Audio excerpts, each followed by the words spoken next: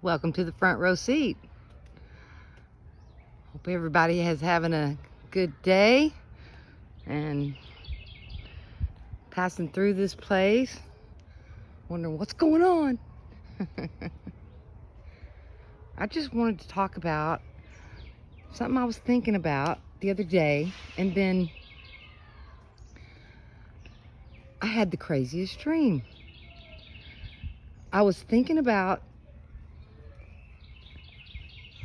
the whole narratives and the narratives we see replaying around us and all that.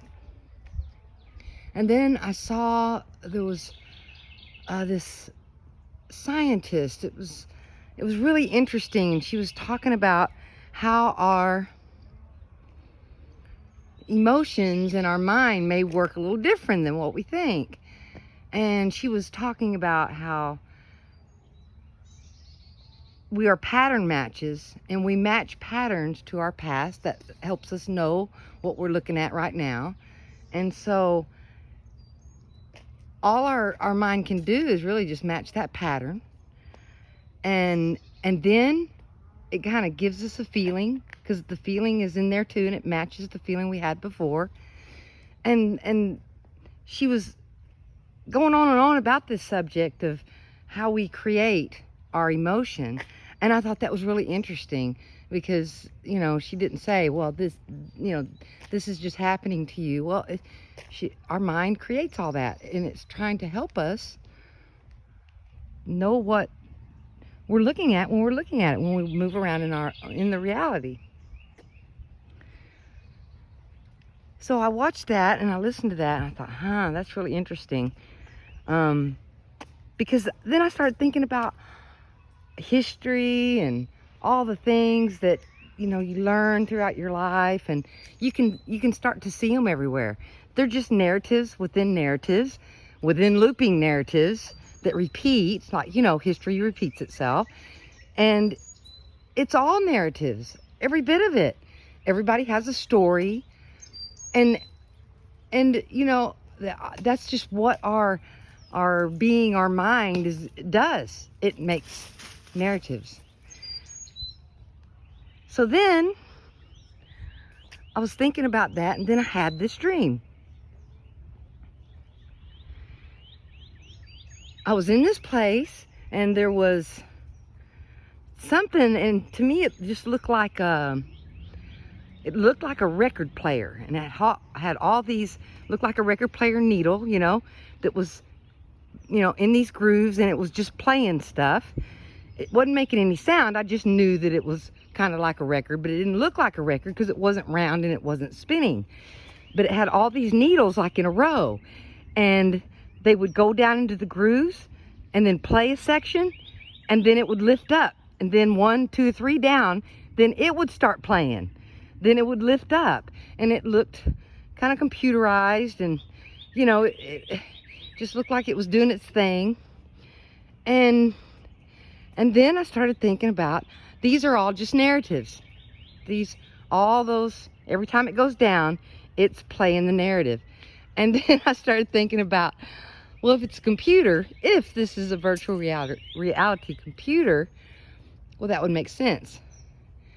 It would be playing narratives. You would have a computer programmer that would program the computer. So then, and this is all in the same dream. So then it was like, this person popped up, and it said, I am the programmer. And I started talking to this, whoever it was. I said, so you're the programmer? He said, yeah. And if I don't program my own stuff and what I want to do, then this thing, and he pointed behind them where all these needles were playing these programs, and said, if I don't program what I want to do next and how I want to do it and all that, well, it just goes to default, and it just plays what's in my history, because that's all it can do, because it's just a computer. It's not a computer programmer. It's just a computer.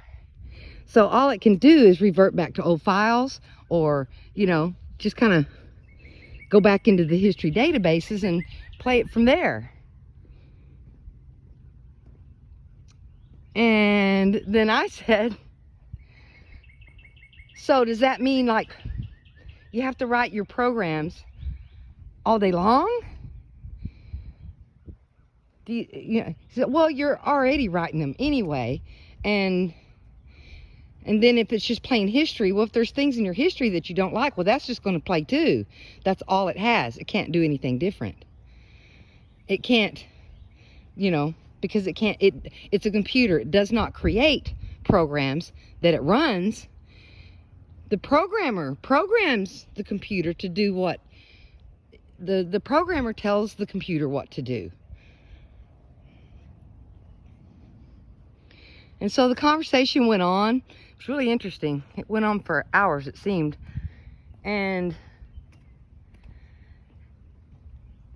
I asked a few more questions, and that was kind of the gist of it, is that, it's not that anyway, I woke up, and so I kind of started writing this stuff down, and I was just thinking that, well, if it is a computer program, we can write programs here. Doesn't mean that we created the computer. We are just like a piece of the computer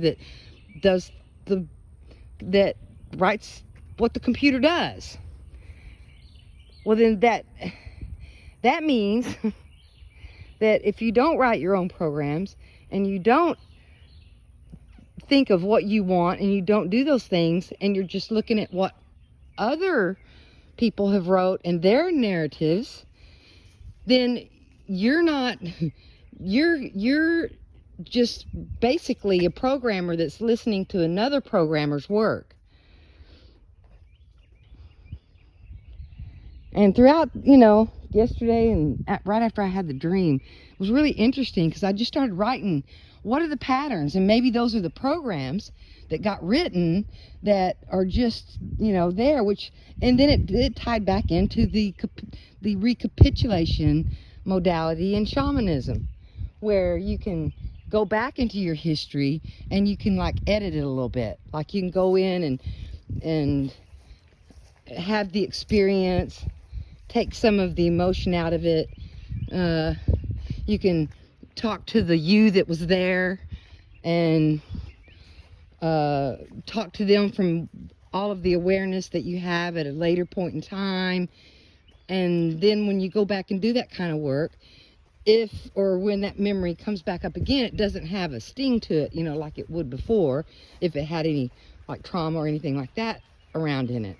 So the recapitulation method, that's where I kind of started thinking about computer programming, and it's just like an editing process.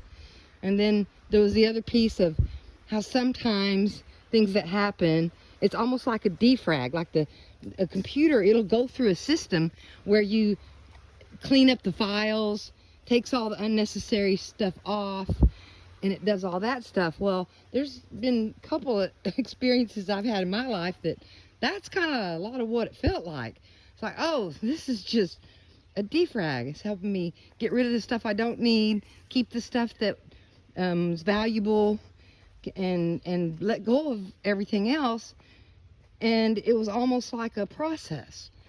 And so there was the defragging piece, and then there was the editing, and it was like, this reality, it does act a lot like a computer does.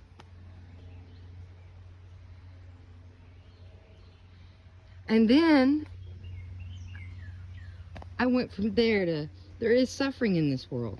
And if there was a benevolent God that created this place, well, it wouldn't allow this suffering that happens to people here. Well, what if it's a computer? Then it's not that it's good or bad. It just depends on what narratives and what programs are being written. What narratives are being written? Some of the narratives have been gone over and gone over and gone over, and so that program would be a very popular one that pops up a lot, right? And so when I was looking at the narratives, it was just so much like a computer. And some of the narratives are kind of falling apart today because new evidence is coming forward that discounts the previous. And so those narratives, it's almost like the system is going back and editing those too. And you know, there's some situations that everybody knows that that's what happened at that point in time in history. Then when you go to look at it, it's almost like the information's disappearing, like it wasn't there to begin with. There wasn't a lot of information around it, and now it's getting less and less. And yeah, that can be done on the computer, but we still have, you know, a lot of other sources of information besides just the computer. So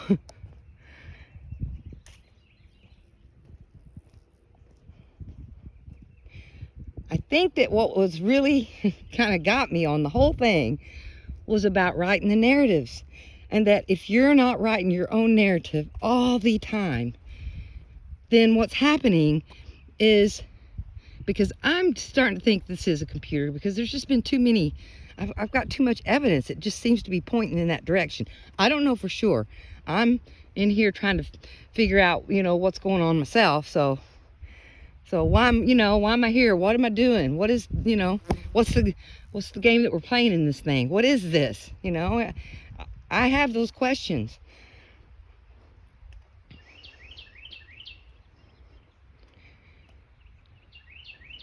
But it really just made sense to me in a deeper way of, if you're not writing your own narratives, then somebody else is writing narratives. They can write them for you, or the computer's going to just revert back to, you know, the past databases, because all the past databases are going to be stored with what was all in the past. All that information is there. So if I'm not creating a narrative for myself in my life, then it's just going to revert back to what it has. It can't do anything else. That's all a computer can do. It can't say, oh, well, I don't want to run that computer program. I'm going to make up my own. Well, a computer can't do that. It can't make up its own code to run by. It has to follow that code, which means that there's not a mean God out there that's trying to hurt everybody. It would mean, instead of having, you know, a thing and you're trapped here, in a way you are trapped here because you're part of it. It's not a trap. It's just where we're at. It's just, it can't program. The humans have to program it. So if the humans aren't programming it correctly, well, then it's going to put out what you put in. But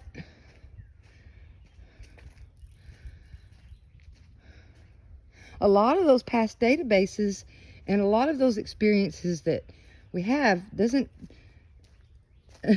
doesn't mean who you are at the present, because all throughout life we grow and evolve and learn and change, and those past databases are just that. It's just what happened. It doesn't matter. It's just a database. But where it does matter, ooh, it's getting a little muddy here, I think. Where it does matter is if you're getting things and you've got the repeating loop of your history going on, well, it's just because there's something in there that you're not rewriting that narrative.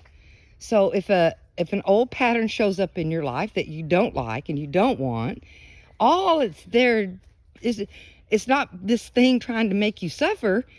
That's all it has to put there, because that's all you've done there. So if you go and look at it and go, oh, there it is. There's the pattern, without being upset with yourself over it, because that's all a computer can do, it's the data it has. And you go, oh, there's where that is. Okay, what's the narrative? What's the narrative around that? And how do I see this in a new way? Oh, well, okay. there's the new narrative, there's the new way, and then start writing that new narrative. Kind of like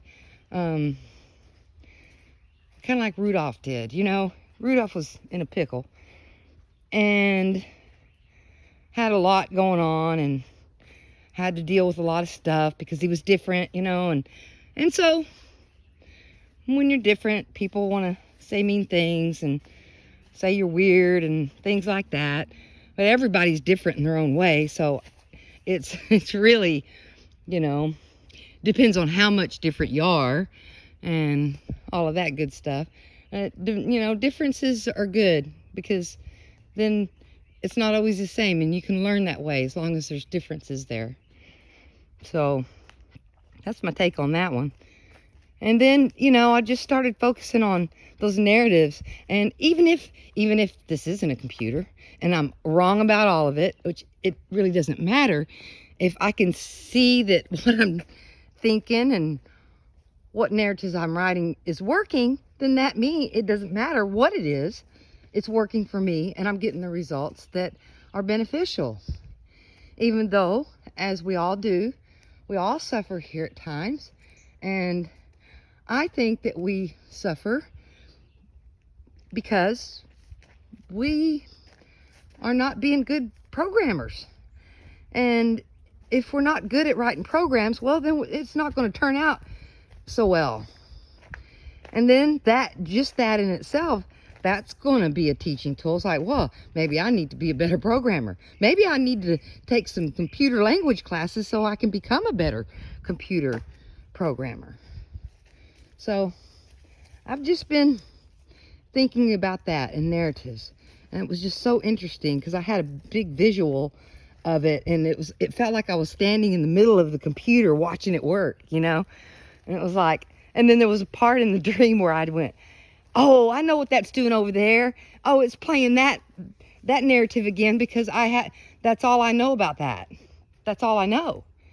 And we really can't be hard on ourselves when we're at the edge of our growth and what we know and what we understand, you know, because that's all we can do. You can't do and be something that you have no experience with.